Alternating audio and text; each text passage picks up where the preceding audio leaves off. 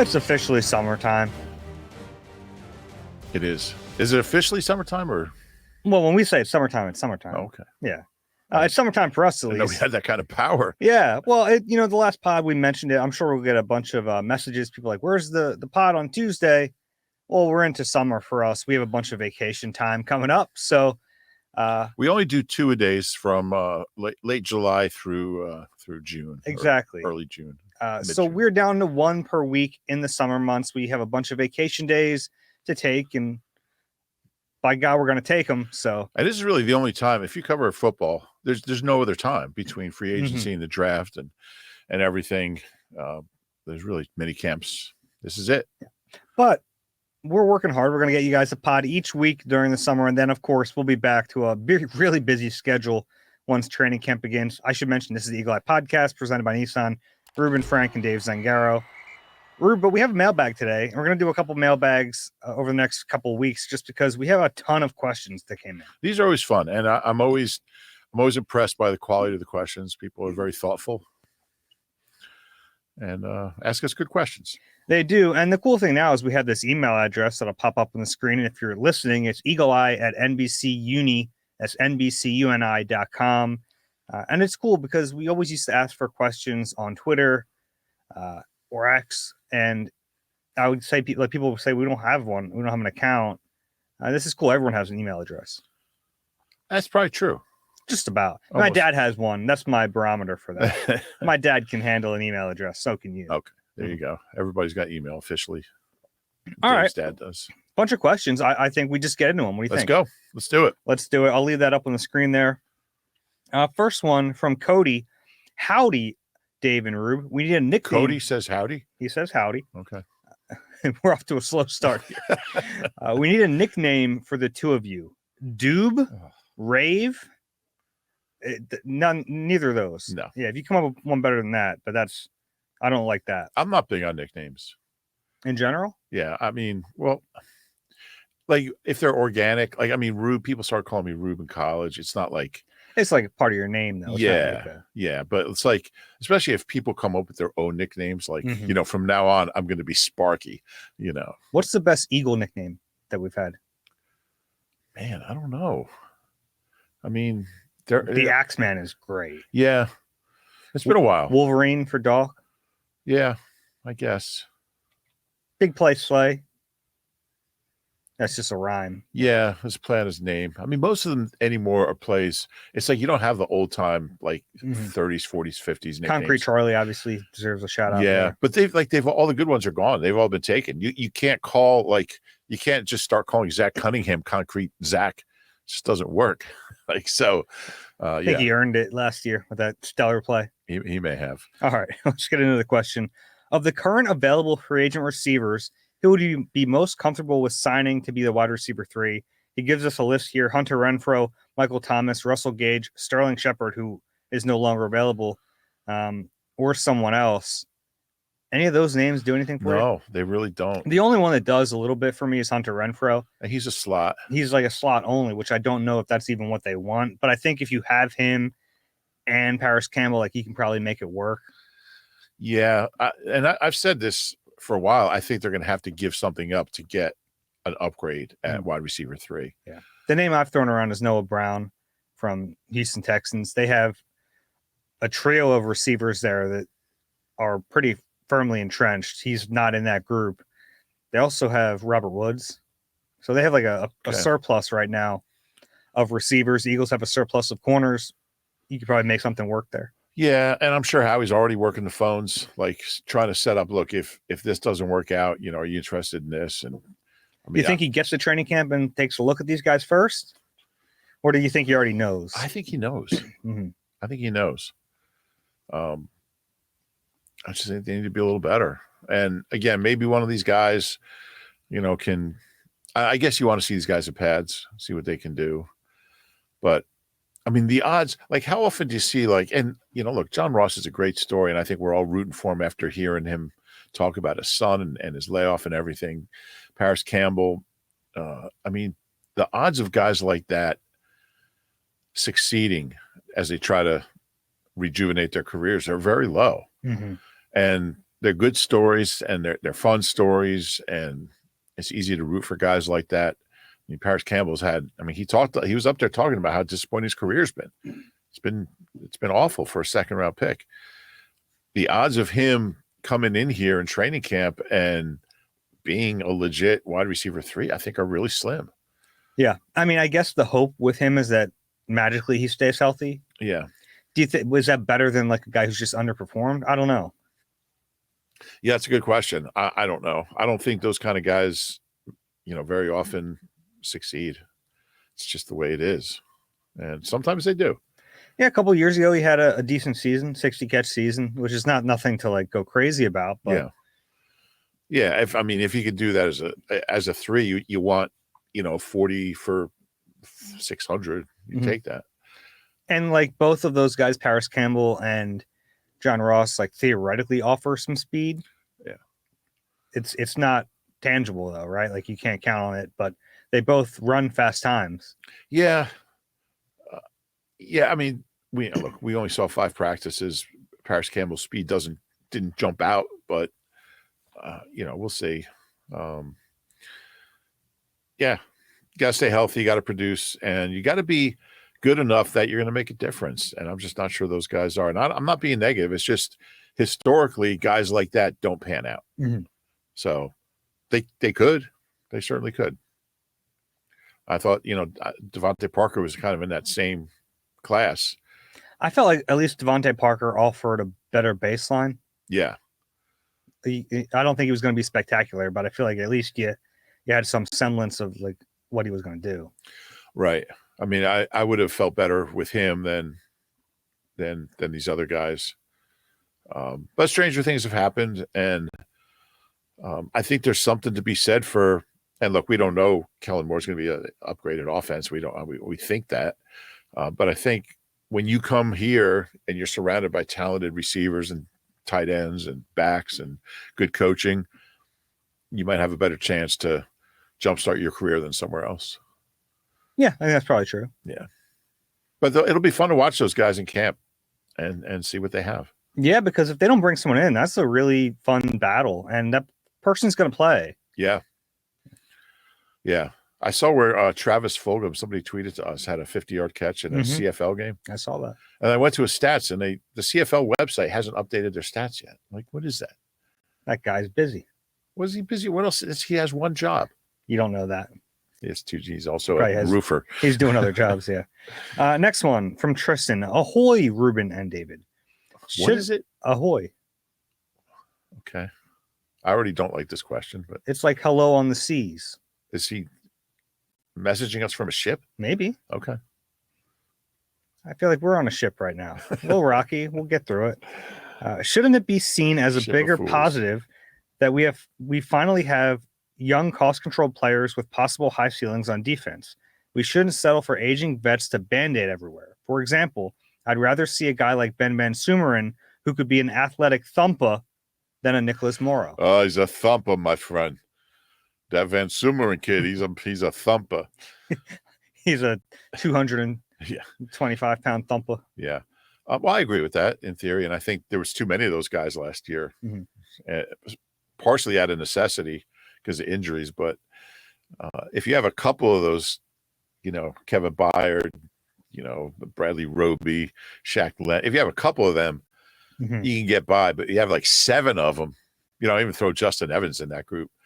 I think that had a lot to do with the defensive collapse. Was those guys were all on 1-year deals. A lot of them came into the season, and they just, when you have a bunch of guys who are just kind of looking for those last few paychecks, maybe of their career, that's not a good place to be. You got to be committed to play defense, and when you have a bunch of guys that. And I'm not saying they didn't play hard, but I don't think they were really ever Eagles. Nick's so big on culture, and that's something that's developed over time. It's tough to come in November, October, and just be a part of that. And, why did they miss so many tackles? Well, if you're not really invested in being here, is a business decision here. And then you multiply that by. Yeah, even if it's not conscious. Yeah, I agree. And you multiply that by 6 or 7. Well, He did it. I'm going to whiff on it. I'm not going to try to make that tackle. And that's what we were seeing at the end of last year defensively. And all those guys are gone. I'm surprised that they don't all have jobs. I guess Cunningham's still out there. Bradley Roby's still out there, I think. Mm-hmm. And Justin Evans, I don't know if he'll even get into camp. I totally agree that I'd rather have a homegrown. I mean, actually, it's kind of telling the guys who don't have jobs. Yeah. Who played like significant snaps here last year. Yeah. Shaq Leonard doesn't have a job. Yeah. I don't think he'll play again. Yeah. I feel like the Eagles are trying to thread the needle there a little bit. And this goes back to this offseason. Howie Roseman was talking about, we know we're going to need to play young players this year. And then the next time we talk to Nick, he goes, no, I mean, we're going to just kind of do what we do. I think the front office is looking at it from like the right vantage point. Like, we have to play some young players, but if you're a coach and you trust the veterans, I get why that's tricky to change. Yeah, no, that's true. But for me, I mean, I'd rather see a rookie 7th round pick out there mm-hmm. than one of those, journeyman bouncing around looking for that last check type of guy. I think this year will be like a big test because the top 2 picks, we both agree, probably should play early. And it's not just about playing early. It's about those snaps early. Like, you're better off with a Quinyon Mitchell, I think, in December, who has played significant snaps than you are having, maybe had a higher baseline with a whoever, pick your guy there. And maybe it's a little different because Keely Ringo is really young too, but you kind of get my drift. Or like Cooper DeJean over Avonte Maddox. Like those Cooper DeJean snaps now or in September are going to mean a lot in December. Yeah. Yeah, no doubt. Yeah. It'll be an interesting test because I think Nick's history is, I mean, he'd rather play. Definitely. Yeah.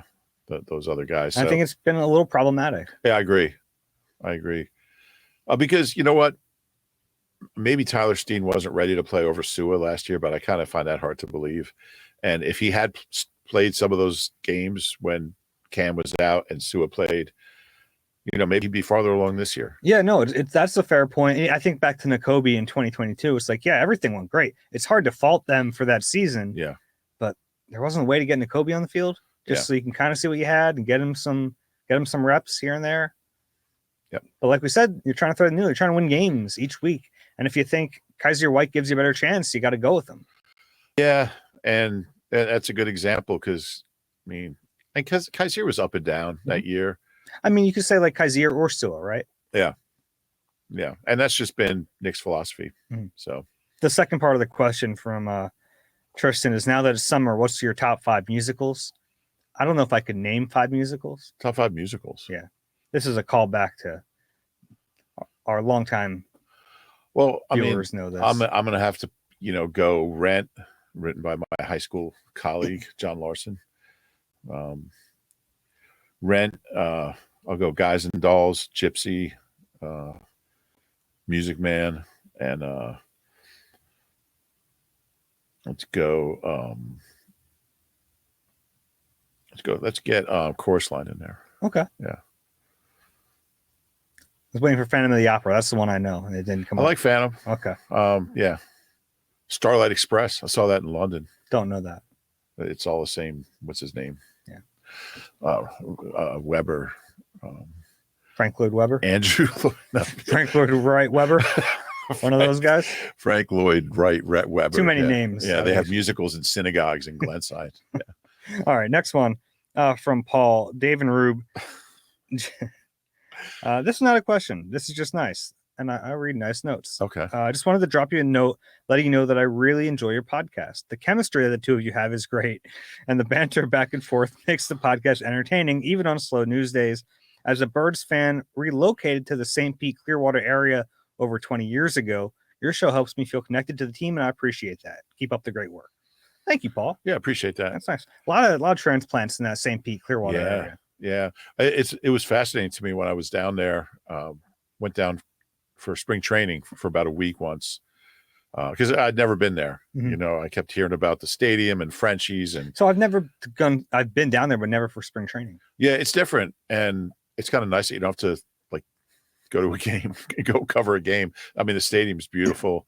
But the thing that really struck me was driving around to the different restaurants and stuff. There's Philly stuff up everywhere. They have cheesesteaks on the menu. And I mean, the number of people that go down in the spring, I mean, because they're down there for like a month, like 5 weeks, spring training. And it's like, it's really quite an industry of, summer Phillies fans or spring Phillies fans. It's Eagles cool. play there early in the season. Yeah. Tampa. They haven't played very well in Tampa, but regular season they have. Yeah. But a lot of fans can go to those games. That's always and good. Frenchie's is everything. It's you've been to Frenchie's, I assume. Yeah, I like the one on the beach. Yeah. The one on the beach is the baseball writers will go to the little one a few blocks away. Mm-hmm. The one on the beach though, I want the view. Yeah. I was there watching the that game where the Dolphins scored 70.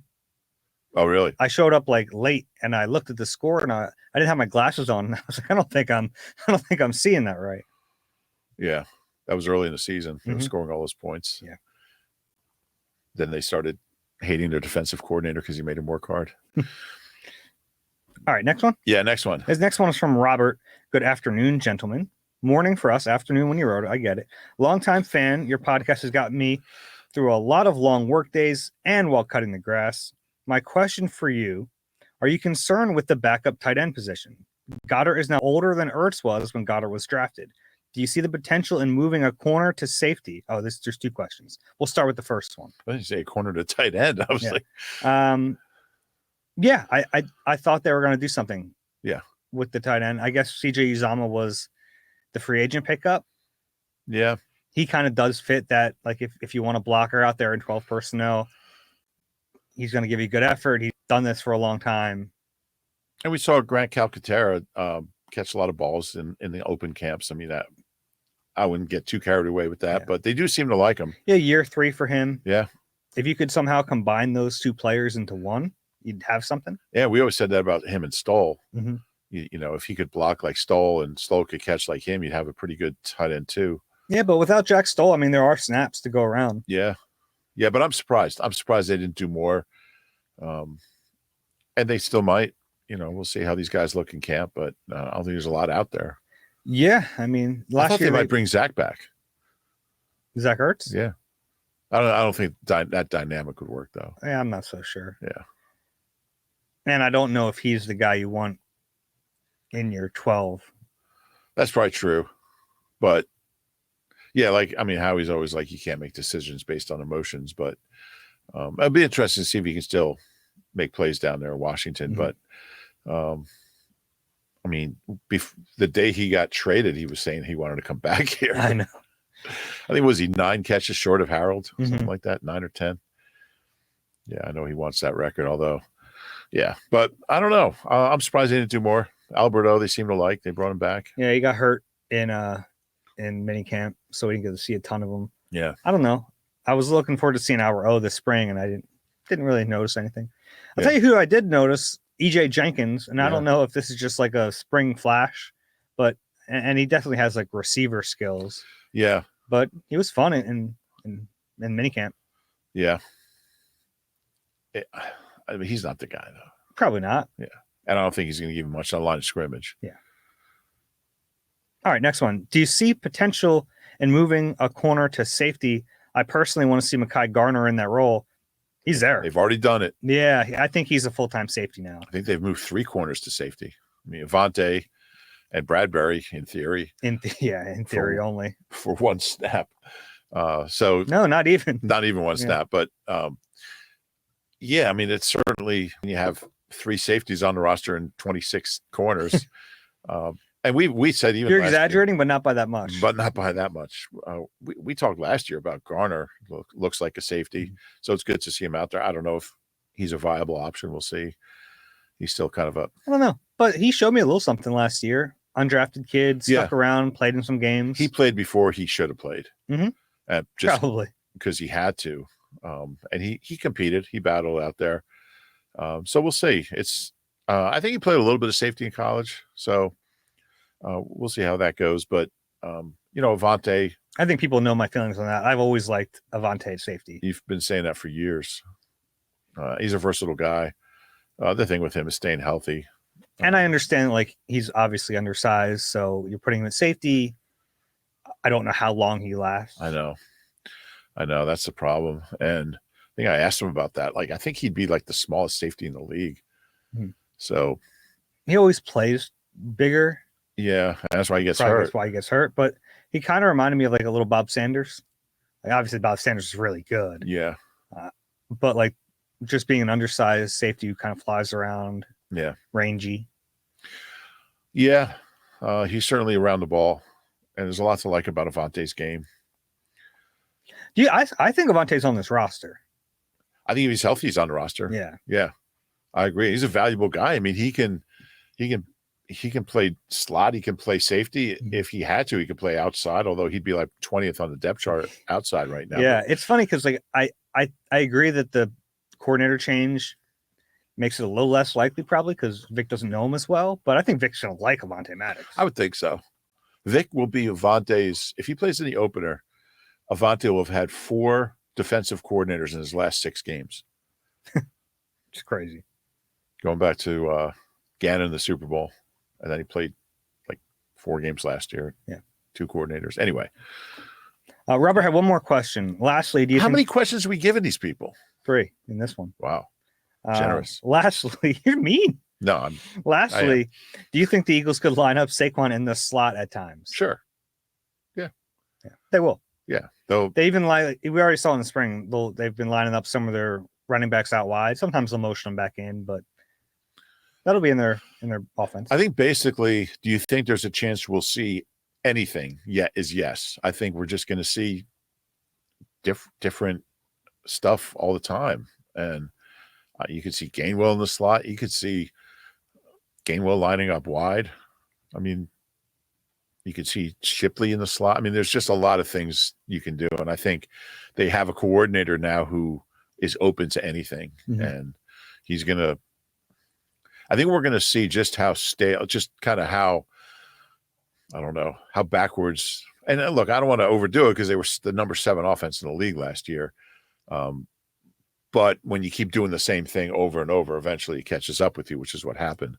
Yeah, it was very simple. Yeah. It was very, very simple. And I think we're going to see the opposite this year. And it's going to be fun to watch. Yeah, it'll just be different. Yeah. Might be some growing pains because of it. And we saw that in practice. Mm-hmm. Yeah. They're behind. And they got some work to do. All right, next one from Andrew, a Philly diehard in Chicago. How many questions does Andrew have? 1. Okay. Dave and Rube, thanks for always putting on a great podcast. Thank you. Under the assumption Saquon plays a full/relatively full season, how would you define a bad year for him given his cap hit, who they let go, etc.?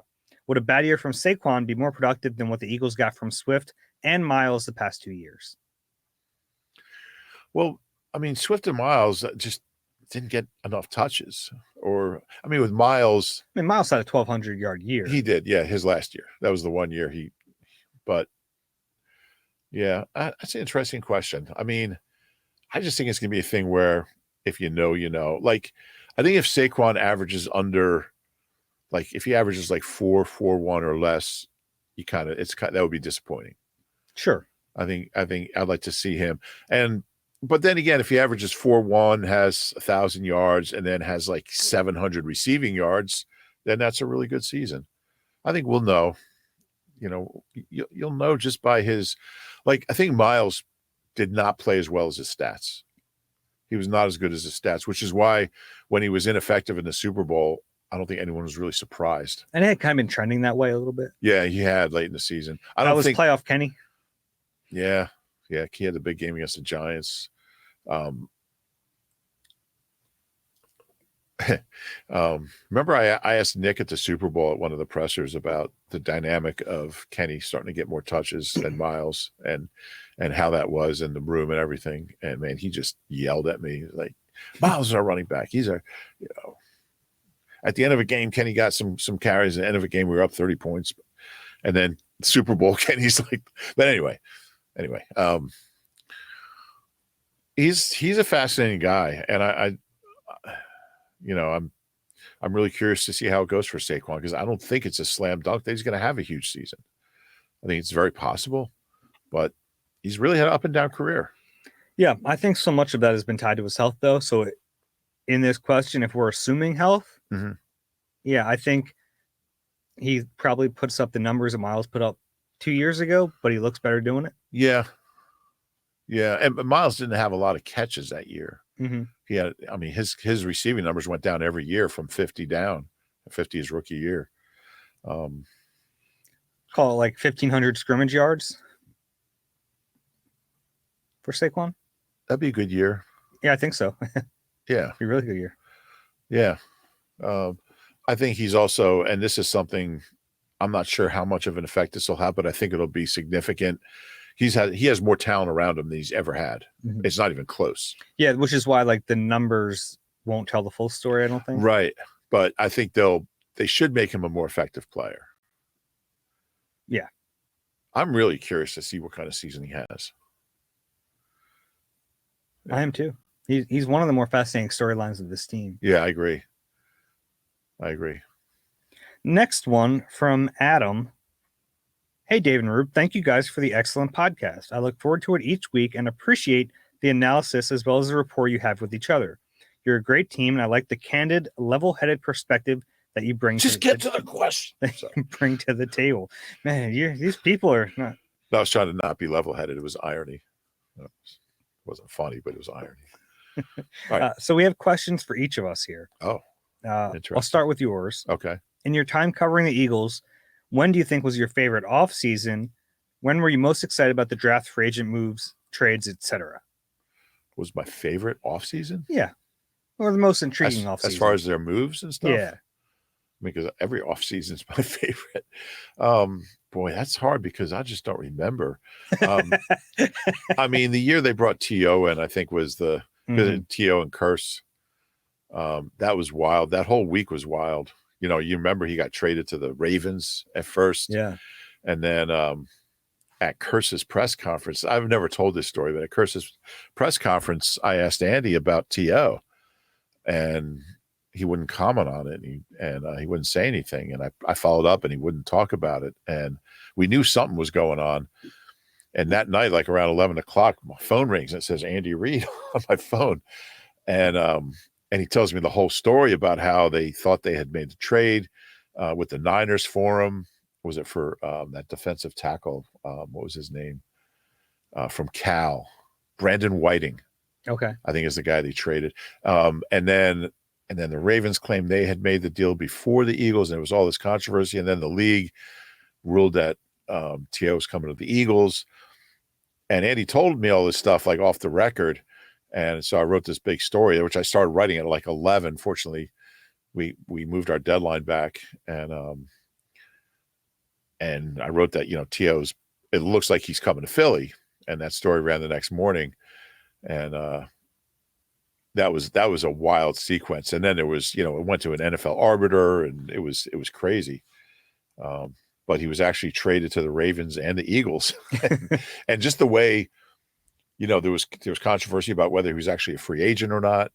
And his agent, there was allegations his agent had messed up his contract, and T.O. thought he had, I just don't even remember the details. It's 20 years ago.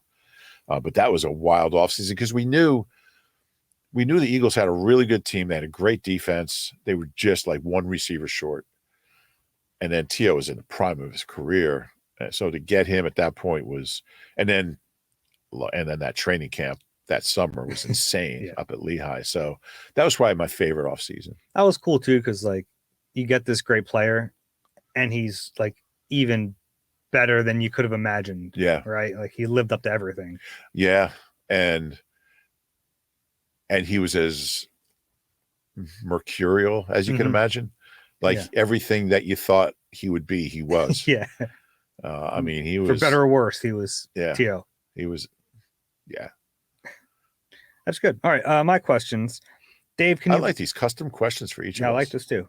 Because I could tune out your part for me. Dave, can you list every national park you've been to? As I travel for work, I also try to hit as many as I can. Nice. What are your top 3, and what are your 3 you want to go to? Nice question. I can name them all. I won't name them all. How many are there now? There's 63. I've been to 38. I think you should name them. All 38? No, I don't. That would take a while. And then I would drive myself nuts because I'd probably forget one or two. Oh, you don't have like a list on your laptop? I have a like one of those. I have like a checklist hanging on my wall. Oh, okay. Didn't bring it with me. Why not? My favorite three. I love Glacier in Montana, Yosemite in California. Ooh, the last one. I'll give it to Death Valley in California. Really? Death Valley is really cool. Very it's a huge park and it's very diverse. Like a lot of different things going on there. Isn't that where like there's no gas station for like 300 miles? Yeah. You got to kind of plan. I had to change someone's tire. Oh, geez. There were some like international tourists, and they had rented a car, and they're on the side of the road in Death Valley, and like you kind of got to pull over. You got to help because there might not be anyone else for a while. Yeah. So I pull over. How hot was it? Wasn't that hot. I went in like February. Okay. So it was warm, but it wasn't in the middle of summer. But I pulled over, and they had no idea how to change this tire. And it was like, I looked at the one tire, it was like bald, the tire too. And there's no cell service there, right? Oh, no, nothing. Yeah. So I had to help these people change a tire. I put the donut on, and I'm trying to explain, like, through a language barrier, like, don't drive fast. Yeah. This is to get you to a place to fix it. Right. Yeah. That was nice of you. That's like that video. You ever seen that video? The band is called Tangier, and it was Pamela Anderson. You know Pam Anderson, the actress? I'm familiar. So it was her first acting job. Tangier's lead singer was Mike LeCompte from Philadelphia. And the song is called Stranded. It's a great song. And in fact, they played it right in front of our building back when they used to do we did the Eagles pregame show right out there. They were the band. But in the video, the band's tour bus breaks down in the middle of the desert. So they do the only logical thing, which is to set up a stage in the band, and they start playing the song in the desert. And Pamela Anderson, it just happens to be walking through the desert in like Was she real or a mirage? I believe that's left to the imagination. Okay. Yeah. But she's scantily clad in this video. And Her? Yeah. And she just shows up like hiding behind a rock, watching Tangier singing the song Stranded. It's a great song. Okay. Hair metal. All those hair metal bands are from Philly and South Jersey. Cinderella, Brittany Fox, Tangier. It's a great time in American history. Stranded. Top three I want to go to. Yeah. Crater Lake, which I'm going to cross off this summer. Oh, nice. Katmai. And that's in Crater Lake is in Oregon. Yeah. Katmai in Alaska. It's where you can go watch the Grizzlies. Wow. And then Denali. And, you never been to Denali? I haven't been to Denali. Okay. Yeah. You've driven to Denali? I haven't even done that, I don't think. Oh, really? Yeah. It'll take some planning to do the Denali trip, but yeah. How remote is that? Not too bad, honestly, but I just want to be prepared for that one. Now, what about Fairmount Park? Where would that fit in? It has not gained its national park status. Oh, okay. All right, we'll take a break. We have a bunch of other questions on the other side. You deserve a car that thrills you, a car that puts goosebumps on your goosebumps. At Nissan, we got everything from turbocharged SUVs to 100% electric vehicles that'll make your heart beat faster. Experience the thrill for yourself and shop your local Nissan store at nissanusa.com today. Celebrity cook Steve Martorano brings his Italian-American cooking back home to Philly. Enjoy Martorano's Prime at Rivers Casino and Steve's famous meatballs with Sunday gravy, prime steaks, and more. Make reservations at Martorano's Prime on Open Table. All right, Rube, next question comes from Liam. Hey, David and Rube, I absolutely love the podcast. It's genuinely the best part of my Tuesdays and Thursdays. You guys really do make my day, and I genuinely appreciate the dedication and passion you guys have for the work you do. I have two questions. He gets two. You'll allow it? He buttered us up enough to get two. Yeah, definitely. He might even get three. One, do you think there is a possibility Milton Williams takes a big jump this year with Fletcher Cox retiring? It's an interesting question. I don't think a big jump. I think he is what he is. I think he's a very good player, good piece, good rotational piece who can start and give you good reps. I'm not sure a big jump is in the cards because I think he's pretty good. He's good. I think he'll have obviously more opportunity. Yeah. And we think Jalen Carter is going to see the biggest bump in his play time without Fletcher, Yeah. but he's probably not going to take all of it.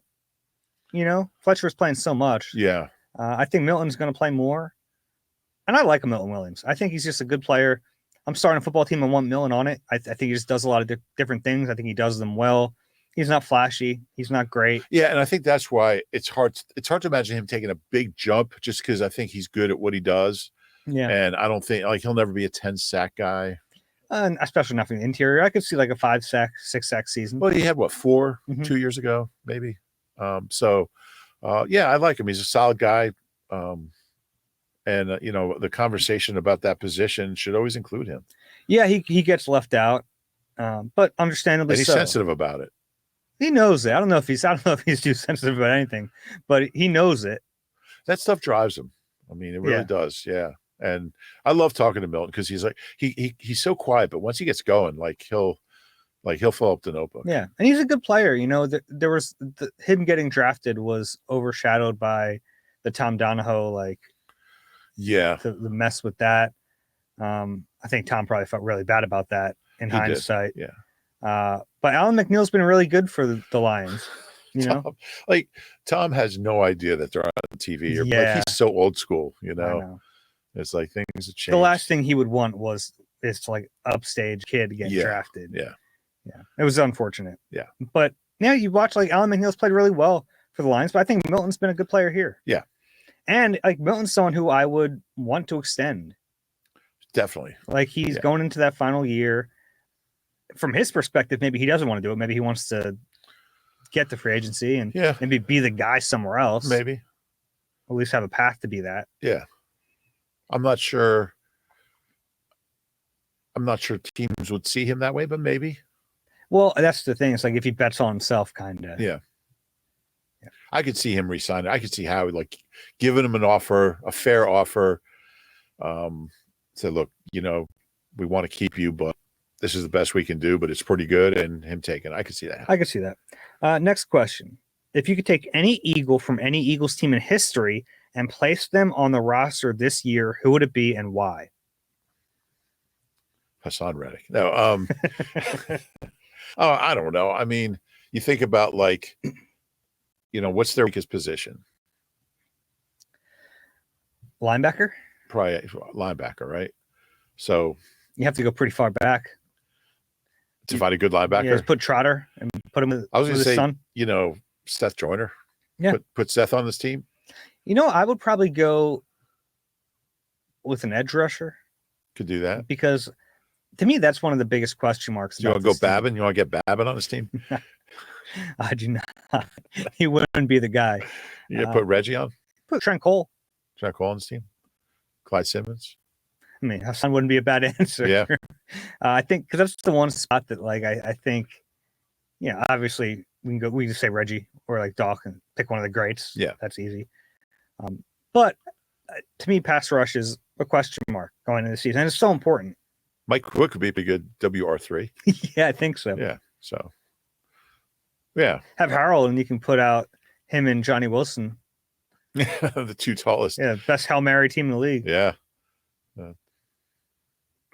Harold can still, he catches everything. He can still play. I love having Harold around. Yeah. It's fun. Yeah, we were at practice, what was it, Thursday?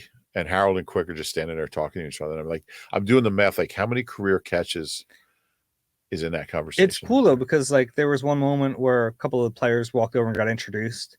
Oh, yeah? Yeah, that's fun. I like that the history is around this team. Yeah. It's right there. Yeah. And, I mean, that's something that was not here when Norman Brayman owned the team. There was no conception that this team existed before he bought it. And Jeff Lurie's really, at the stadium, at the NovaCare, I mean, some of the stuff they do at halftime, he's really embraced the history of the team. Yeah, it's cool. Think about, any given day in training camp, you could have Harold, you could have Mike Quick, you could have Jaws out there. Vermeil will be out there. Barrett will be there with us. Yeah. You have Ike. I'm sure we'll have Trot out there this year. Yeah, there's always a couple guys. Byron Evans was at training camp one day last year with his son, who looks just like him. Yeah, yeah. It's always fun seeing those guys. Okay, next one here from Dan. With a PS, my wife and I moved out here to East Stroudsburg, PA. Okay. Hey, fellas, I'm a lifelong Philly fan and all sports, especially the Eagles. I'm a retired U.S. Air Force and followed our teams everywhere I lived. Currently, I live in Nashville, Tennessee, but I always wear Eagles gear. When the Eagles come to Nashville, I go out and root my team on to win. I work about a mile from where the Titans practice facility is. Y'all keep doing what you do, and I'll keep following you. No question, just a nice. Yeah. Well, thank you for your service. I like it. I like Nashville. I do too. Apparently, it's like a booming city right now. Yeah. It's getting very crowded. Yeah. Yeah, I like Nashville. That downtown area is so great. And it's amazing that you can go to any bar, like the worst dive bar looking dump, and the band in there is going to be incredible. Mm-hmm. And they're all free. There's no cover charges at any of those clubs. And you see good music at any bar, restaurant. Yeah. Yeah. Love it. Next one here from Ross Smith. And he sent us a very long email, and he did a ton of work on the Eagles draft day trades. Okay. And showing like how much better Howie is at this than a lot of other GMs. It's really cool stuff. I want to give you credit for that. Certainly can't read all of it. That will be the rest of this episode. But it might be a story for you next April. Just take it and steal it. I won't do that. But it was very cool. Good work on that, Ross. It was fun to read. Here's the question. You guys have projected the Eagles keeping 3 quarterbacks on the 53, but with the new unlimited elevations from the practice squad for QBs that can serve as the emergency QB on game day, I don't see it. I think they'll try to get McKee through waivers, and if not him, just grab someone else to put on the practice squad to elevate as the emergency third QB each week. Save that spot on the 53 for depth/youth to develop at another position. Well, they're not going to release Tanner McKee. I think that's part of it. Like if it was a player that they hadn't invested a year in already, that they didn't think was worth developing, like maybe if they didn't have a true 3, I think that's a very real possibility. And you wouldn't, but you'd use a draft pick on this kid. Yeah. You can't risk losing him. And he had a promising rookie summer. Mm-hmm. So I think they're pretty high on him. I think I wrote about this in my 10 obs this week. Like I would have been fine if he was a number 2. And we talked about this. I'm fine with Pickett also, because how rare is it to get a kid who's 25? I think he just turned 26, but he's 25, was the 20th, what was he, the 20th pick 2 years ago? 20th or 21st, yeah. So, he was a first round pick 2 years ago as a quarterback who has a winning record. I think he's 14-10. Obviously he's not an elite talent, didn't play elite in Pittsburgh, but to get a guy like that for no money, a couple million, whatever they're paying him.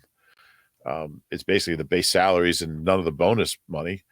To get a first round pick quarterback with a winning record at 25, 2 years after he was drafted for no money, that doesn't happen. So if you have the opportunity to do that, you do that.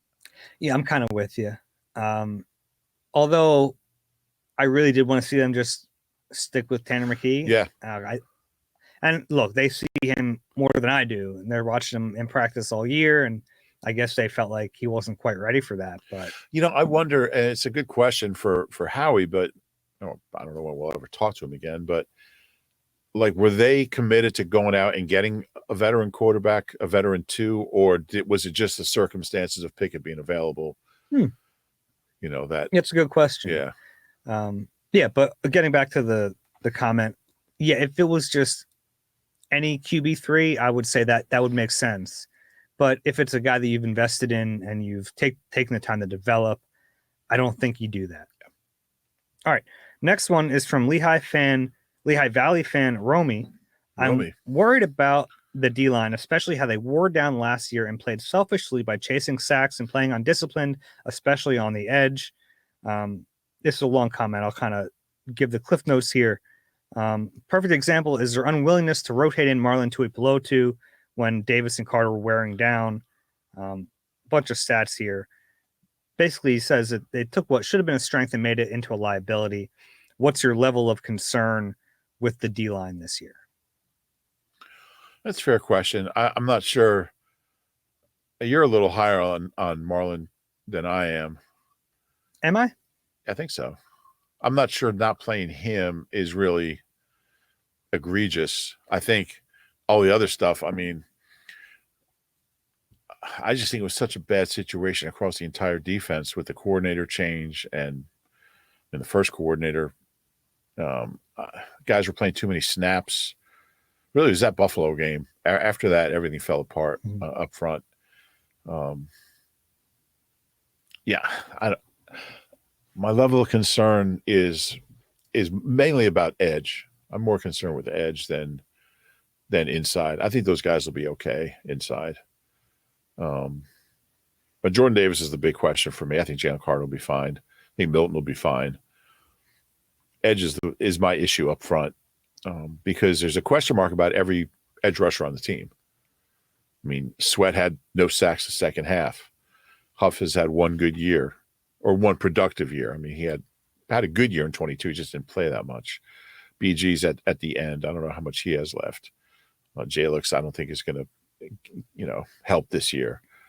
Nolan obviously has a lot to prove. So I didn't even mention him. I didn't even think of him.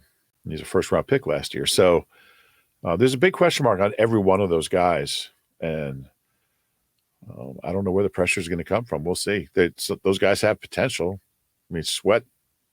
And again, how much of that was them and how much of it was just the chaos around them? It's impossible to answer that. Yeah, I agree with that. And you're probably right. There's more questions about the edge group.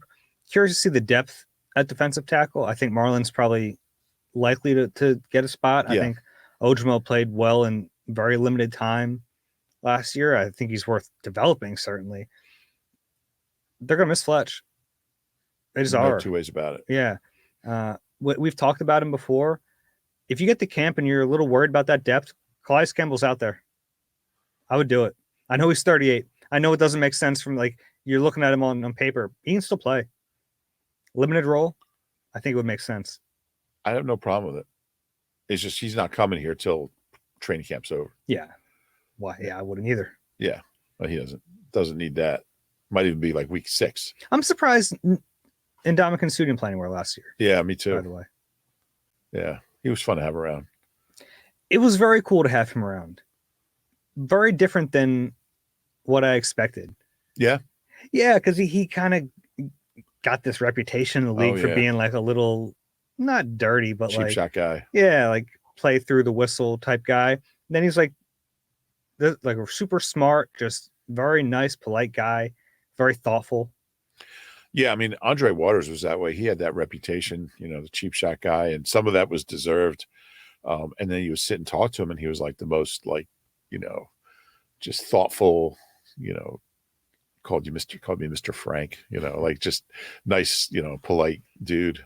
But on the field, he was played through the whistle and then for another 10 seconds. Yeah. How much would he be fined today? He couldn't play in the league today, I don't think. No, he might. He was so small that he played that way to make up for how small he was. He'd be playing for free, basically. Yeah, he'd probably lose money, be a net loss. There was one time Eagles played the Saints, and he started chasing after one of the Saints receivers. I wish I could remember who it was after the game, and then it actually kicked him on the field after the game was over. He kicked him, and there was video of it, it was on the news, and he denied doing it. Andre, it's this guy deny. It's on TV. Deny. And he ended up getting suspended, I think, for a game or two by the league, but I can't remember the receiver. I think it was a guy from his hometown too. Who was the receiver from the Saints who Andre chased after? It was Eric Martin. Okay. Yeah, Eric Martin. Was it a good kick? Did he get his money's worth? Pretty good kick. Okay. Yeah. Where'd he kick him? He kicked him. Okay. He kicked him. Eric Martin. Anyway, Eric Martin had 3,000-yard seasons as a 7th-round pick. So that's similar, but yeah, I like talking to him, and he's a good guy. Yeah, fun to have around. It is fun when they haven't necessarily worked out, but the last couple of years, getting to chat with Ndamukong Suh, Linval Joseph, Julio Jones. Yeah, that's fun. Haloti Ngata. We never really had a chance to talk to him. Yeah, Not a big talker. Did he ever talk to us? Yeah. Once. When he signed? Mm-hmm. That was it. I do remember there was one funny day because he kind of he was fine here. He like an okay season. Like this was like a whatever season. Yeah. But I remember the one day he walked in the locker room and went, "Oh, media's here." I'm like, hello, dude. We haven't talked to you since you signed here. I don't know why you would care about that. Yeah. Thanks for all those questions. We'll have more next week. We got through not even half of them. Wow. So, but feel free to send us some more. We have that on the screen right now. But if you're listening, eagle-eye at NBCUni.com.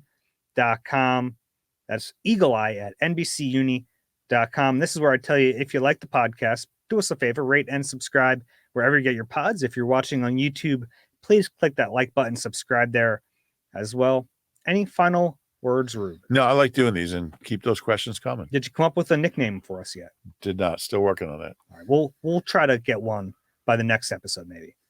No nicknames. No nicknames. All right. Take care, everyone. We'll talk to you next week.